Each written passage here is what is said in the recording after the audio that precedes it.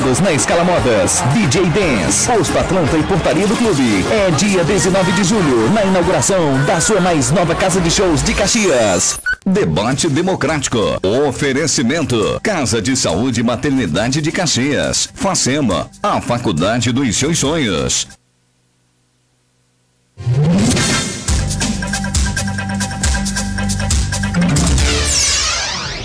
E a gente vai direto a essa informação relacionada aí aos aeroportos. Aeroportos regionais devem ser construídos em muitos cantos do país. E a gente espera, inclusive, Caxias não está nesta primeira etapa do projeto que está sendo desenvolvido no Maranhão, mas deve entrar na próxima etapa. Vamos conhecer um pouco na reportagem. Roda aí. O Maranhão conta apenas com 2 aeroportos homologados pela ANAC, a Agência Nacional de Aviação Civil. É muito pouco para um estado com uma das maiores áreas territoriais do país. Para resolver a deficiência, o governo federal incluiu 11 municípios maranhenses no Programa de Aviação Civil. Bacabal, Balsas, Barra do Corda, Barreirinhas, Carolina, Caxias, Governador Nunes Freire, Imperatriz, Pinheiro, Santa Inês e São João dos Patos. Os primeiros estudos de viabilidade foram apresentados nesta reunião no Palácio dos Leões, sede do governo estadual. O programa são 3 pilares, né? Uma parte são investimentos federais, que é a parte de infraestrutura, que é a adequação para poder receber esses voos, inclusive a homologação junto à ANAC e ao Comando Aeronáutico. A segunda parte desse programa é uma parte de capacitação dos gestores, ou seja, eu vou ter infraestrutura, tem que ter gente capacitada. Então a SAC também está fazendo essa capacitação. E o terceiro ponto, na hora que eu tenho infraestrutura, tem gente capacitada, como você falou, eu tenho que atrair rotas. Segundo a Secretaria de Aviação Civil, em todo o país serão construídos 270 aeroportos regionais. O investimento total do programa pode chegar a 11 bilhões de reais. Recurso da própria SAC, a Secretaria de Aviação Civil, levantado pela ATAERO, a taxa adicional de tarifa aeroportuária, cobrada a cada embarque realizado nos aeroportos do país. Ou seja, o Programa Regional de Aviação Civil é autossustentável, não vai depender de recursos do Tesouro da União. A aviação regional é estratégica para o Maranhão? Muito, eu acho que é a porta de entrada do desenvolvimento. E hoje, nesse ato aqui, é muito importante para a gente, porque essa parceria do governo federal, onde o governo federal coloca 270 milhões através do Banco do Brasil para executar 11 aeroportos do Maranhão, certo? Um estado do tamanho da França, um estado grande, mas hoje nós temos 2 aeroportos que operam grandes voos, que é a Imperatriz e São Luís. Por falar em Imperatriz, o prefeito revelou que o aeroporto de lá, apesar de homologado pela ANAC, tem problemas operacionais. Todo dia que chove, começo de inverno, final de inverno, que amanhece o dia com aquela névoa que diminui a visibilidade, muitas vezes os aviões da Gol, da TAM, da Azul não conseguem aterrissar, né, porque a visibilidade fica muito comprometida. Então lá precisa do sistema de navegação que permita uma aproximação maior para que os aviões possam descer e não causar um prejuízo enorme para as companhias aéreas e para os passageiros que não conseguem nem descer e nem embarcar. A situação mais delicada é a de Caxias, que pode ficar sem aeroporto por conta da proximidade com a capital do Piauí, Teresina. Além de ter levantado o potencial a proximidade do aeroporto do município de Caxias com o município de Teresina, capital, quer dizer, tem uma pista hoje 70 quilômetros até o aeroporto de Teresina, seria de que não faríamos investimento no novo aeroporto para Caxias. O prefeito de Caxias protestou na hora. Eu tenho um sonho de ter isso aí lá. Agora, para a gente gastar o recurso que eu já gastei com querosene, o pessoal voando lá, eu quero só ter uma resposta, olha, prefeito, esqueça, porque eu sou chato. Eu vou atrás, eu questiono, eu liguei e falei com você no telefone. Léo Coutinho disse que vai usar de força política na batalha pelo aeroporto de Caxias. Há precedentes, por exemplo, o aeroporto de Feira de Santana, na Bahia, dista muito pouco do de Salvador. A priori, Feira de Santana, por ser perto de Salvador, não foi contemplado, mas depois, o trabalho político, mostrando a importância regional de Feira, o governo federal abriu uma exceção e hoje é o aeroporto de Feira de Santana. Então a gente vai brigar, nós não nos demos por vencido, vamos movimentar o nosso governador, falar com os senadores. Eu acredito que agora, sob a direção do ministro Padilha e com o governo Flávio Dino e com o esforço da bancada federal, esses aeroportos aqui priorizados, eles serão definitivamente executados. O representante da Secretaria de Aviação Civil reconheceu que o fator político vai ser fundamental.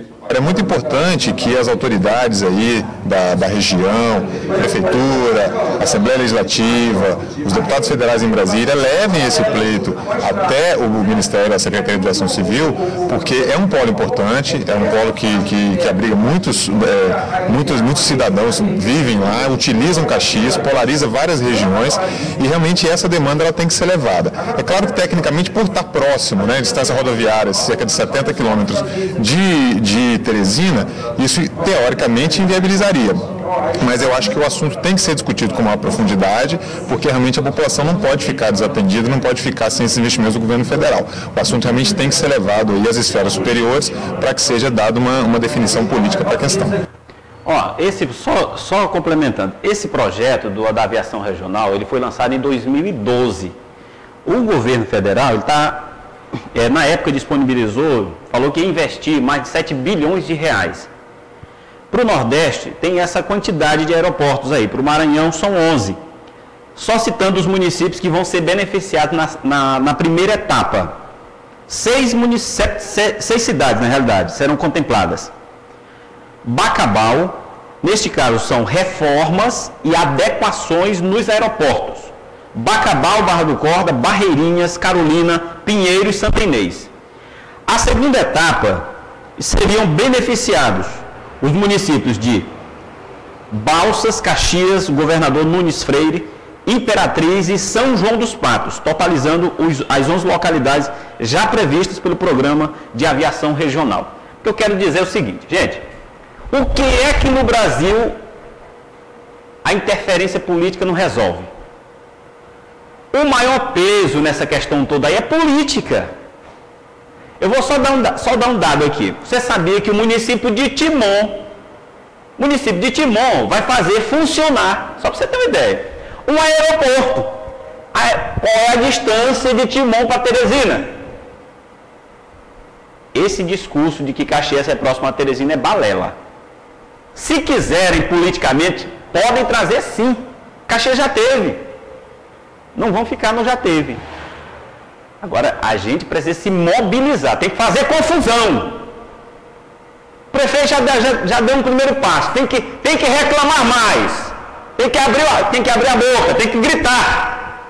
Nesse país, se você não fizer um esforço político, você tem que ir lá, realmente ser chato, tem que ir mesmo. As coisas só funcionam dessa maneira no Brasil.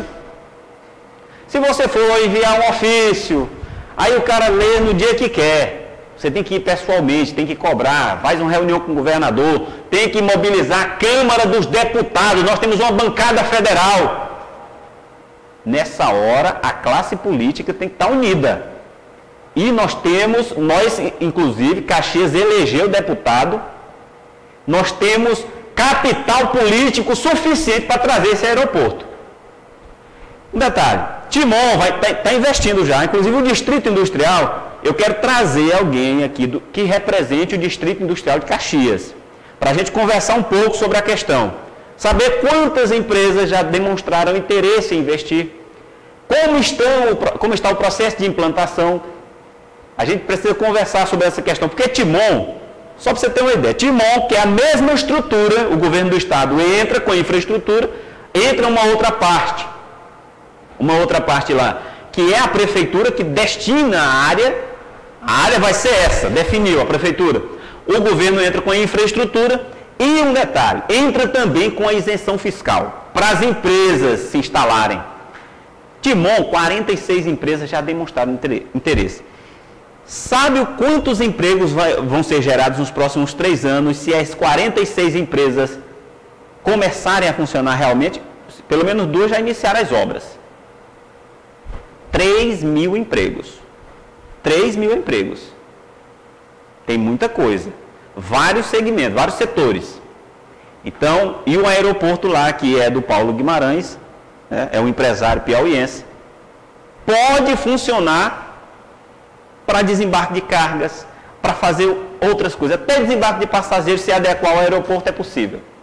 Então, Caxias, é necessária a construção do aeroporto. Mas para isso é preciso funcionar a habilidade política aí que está... Nós temos capital para isso. Nós temos o Flávio Dino aí, nós temos deputados federais, nós temos o Rubem Júnior, que nós elegemos deputado federal. Esse pessoal precisa começar a trabalhar para a gente, por Caxias, pela região. Eu torço bastante que o esforço político seja concentrado nesse sentido. E a gente vai acompanhar esse caso. Nós vamos exibir agora aqui a repercussão que houve lá na Câmara dos Deputados, mas antes eu gostaria de mandar um abraço, ontem, inclusive passando lá por casa, lá.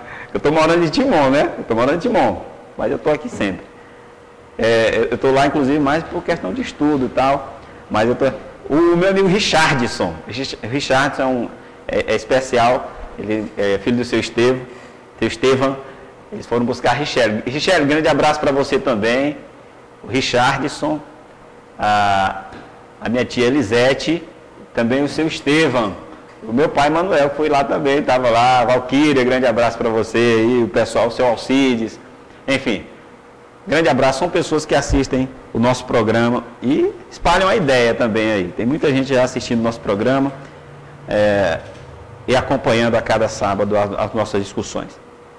Pois bem, você vai saber agora como se deram as discussões. Primeiro você vai acompanhar o papelão. Na realidade, foi um papelão que aconteceu lá na Câmara dos Deputados. Eles desaprovaram num dia e aprovaram no dia seguinte. Dizem que está tudo errado. Em seguida eu volto com as explicações.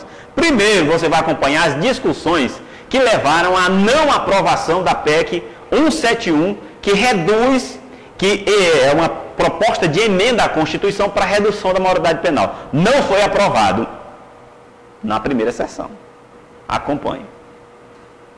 Esta semana, o plenário da Câmara votou uma das matérias mais polêmicas dos últimos anos no Poder Legislativo: a redução da maioridade penal de 18 para 16 anos. A proposta de emenda à Constituição previa a redução em casos de crimes hediondos como latrocínio, estupro e homicídio qualificado, quando há agravantes, e também para lesão corporal grave ou seguida de morte, além de roubo agravado pelo uso de arma, entre outros fatores. Para uma proposta cercada de controvérsias, era preciso um quórum elevado, pelo menos 308 votos a favor. Motivo para muito enfrentamento nos debates. Essa questão e discussão da redução da maioridade penal, o PSDB discutiu essa matéria e procurou uma lógica para defender na hora da votação. Primeiro, coerente com o nosso candidato a presidente da República, que em 2014 defendeu a redução da maioridade penal em crimes muito graves. Essa é uma questão que transcende a conjuntura e a disputa política da hora. Nós estamos aqui discutindo uma decisão que vai ter efeito constitucional sobre se apostamos no ódio, na vingança, no vigiar e punir ou na educação, na construção de políticas públicas, na proteção integral à criança e ao adolescente. O jovem, o adolescente de 16 anos, 17 anos, ele é um ser em formação. Com todo respeito às divergências, e sendo eu contra a redução da maioridade penal, foi buscar, claro, na Constituição do país, o abrigo, a defesa da manutenção dos 18 anos como maioridade. Tenho eu a impressão que nós estamos diante da clara inconstitucionalidade dessa proposta. Não cabe a questão de ordem, porque a matéria não há questão de ordem, não há contradito, porque simplesmente é uma arguição de constitucionalidade que foi superada pela admissibilidade na Comissão de Constituição e Justiça e em seguida pela votação de mérito na Comissão Especial. Eventuais arruimentos serão decididas por quem de direito, se porventura for aprovado, se porventura existir. Quando você altera a regra penal, necessariamente você abre as portas e estabelece lacunas para que outras regras possam ser modificadas. Estamos aqui hoje num momento de comoção nacional, internacional.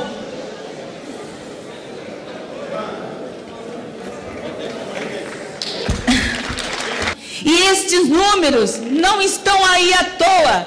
É um reflexo, o medo, o pavor de ser vítima desses jovens extremamente violentos. Eu não concordo que haja nenhuma pessoa assassinada, vitimada, estuprada, como eu fui aos 7 anos sem defesa. Eu quero deixar isso muito claro. Não quero sorrisos.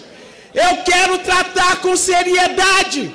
Porque quando nós temos uma estatística que diz que 28 mil negros morrem por ano e dentre eles 17 mil são jovens e eles morrem por bala. De onde saem essas balas? Não saíram dos revólveres da juventude. Por gentileza. Mas não houve votos suficientes para a aprovação. A proposta que reduz a maioridade penal em casos específicos teve 303 votos a favor, 184 contrários e 3 abstenções. Faltaram, portanto, 5 votos para a aprovação. Não há redução! Não há redução! Então, nesse dia, quem era contra a redução da maioridade penal comemorou. Mas no dia seguinte, ficou triste. Veja, vamos lá. Mas na sessão seguinte, o presidente da Câmara colocou em votação uma emenda que traz praticamente o mesmo teor da proposta derrotada, excluindo apenas os crimes de tráfico de drogas e roubo qualificado. Houve reação. Não imagine que com esse tipo de ação ditatorial, Vossa Excelência vai fazer com que os seus desejos sempre prevaleçam. Não! Deputado, com todo respeito ao deputado Glauber, eu acho que há um erro crasso de interpretação. Quando a matéria é aprovada, para se aglutinar texto, necessita-se de destaque para apresentar aquele texto aglutinado. Quando a matéria não é aprovada, que foi o caso que aconteceu ontem, não há necessidade de destaque, não é imperativo a apresentação de destaque para efeito de apresentação de emenda aglutinativa. A imprensa não admite a falta de respeito da forma como está sendo se dirigida por parte do parlamentar que antecedeu a Vossa Excelência. Vossa Excelência tem todo o direito de questionar, fazer questão de ordem, se contrapor às decisões da presidência, recorrer e até ir para o Supremo Tribunal Federal, como aliás vários de vocês o fizeram, até agora sem qualquer êxito. Agora, o que não se dá o direito é de desrespeitar a presidência da Casa no legítimo exercício da presidência e das decisões que lhe cabem proferir. Sabe o que é que o senhor chateou com o deputado Glauber? E aí a sensação que o senhor tem passado para nós, com todo respeito a essa presidência, é que o senhor, quando o senhor ouve o que lhe interessa, o que agrada aos seus ouvidos, Vossa Excelência tem paciência. Aí quando um colega quer questionar o seu procedimento, o senhor simplesmente já corta e recolhe o regimento. Vossa Excelência pode questionar o procedimento à vontade. Ó, presidente. O que Vossa Excelência não pode é, em primeiro lugar, usar o instrumento de obstrução para fazer a mesma questão de ordem. Não começamos a obstrução, presidente. Ou não ter questão de ordem para proferir. Presidente, não começamos a obstrução. E simplesmente querer falar. Em nova votação, os Os deputados aprovaram a emenda aglutinativa que reduz a maioridade penal de 18 para 16 anos nos casos de crimes hediondos. A emenda não inclui roubo, tortura, tráfico de drogas e lesão corporal grave, que estavam na proposta rejeitada na sessão anterior.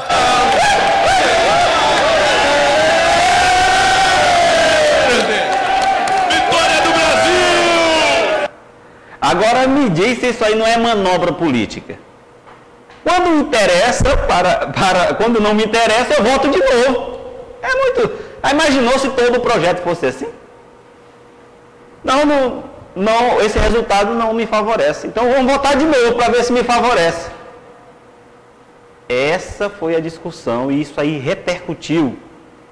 Aí nós temos a ONU que se posicionou contrária, Unicef, muitas outras instituições, a Ordem dos Advogados, que vai recorrer junto ao Supremo Tribunal Federal, vai ficar nas mãos do Supremo, se não cair no Senado, porque o Senado vai avaliar agora, vai para o Senado, só para depois chegar a presidente.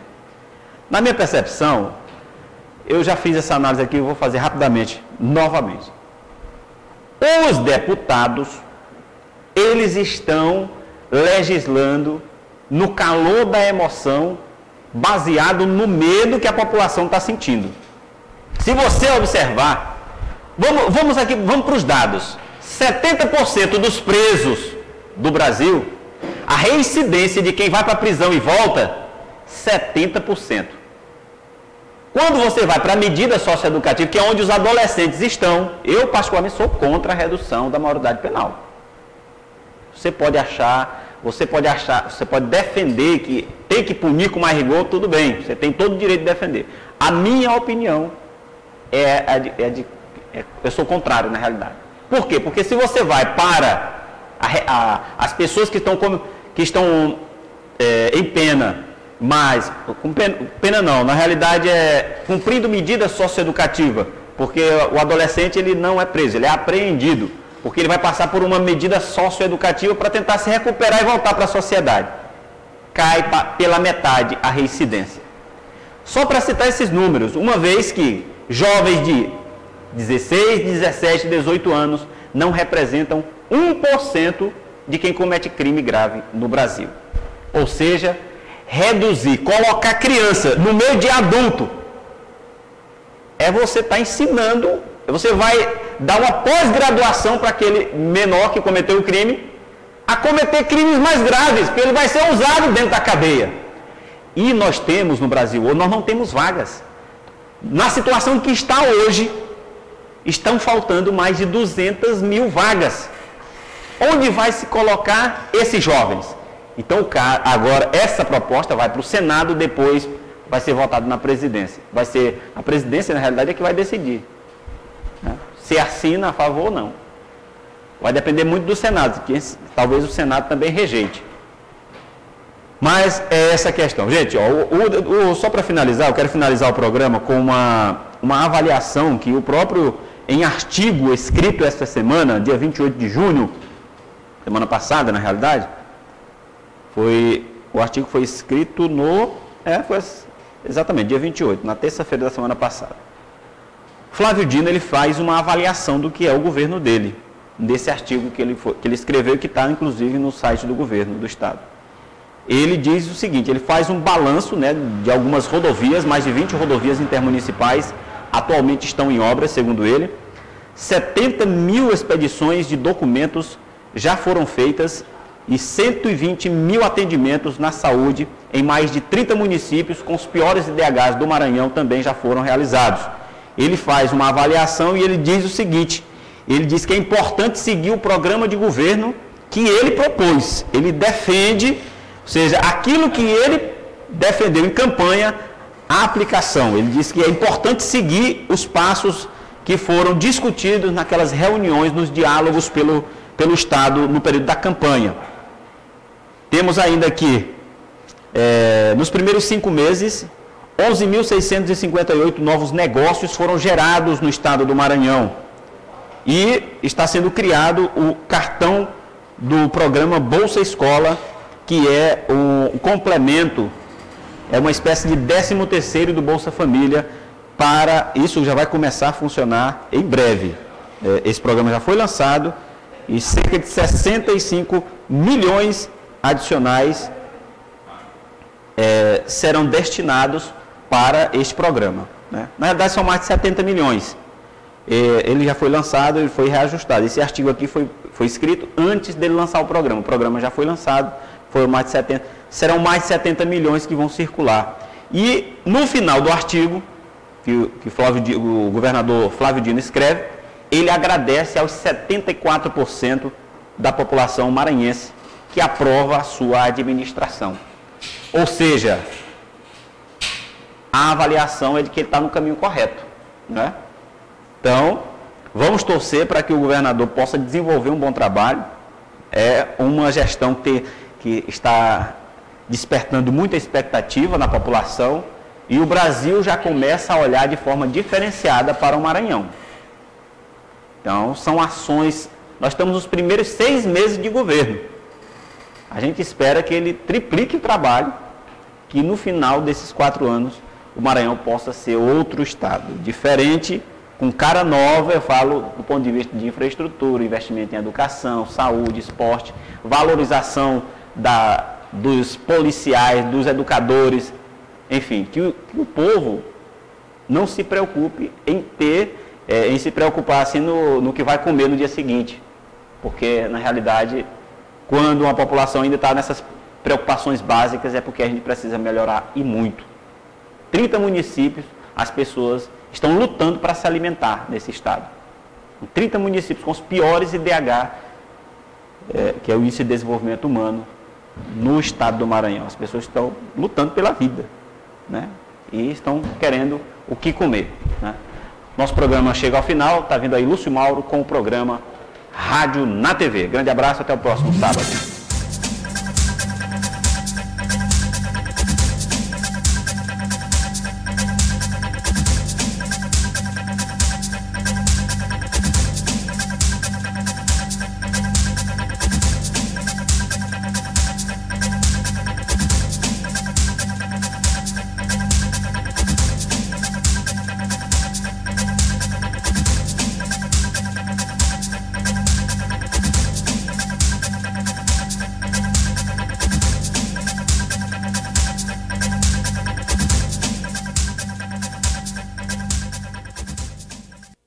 Debate democrático. Oferecimento. Casa de Saúde e Maternidade de Caxias. Facema, a faculdade dos seus sonhos.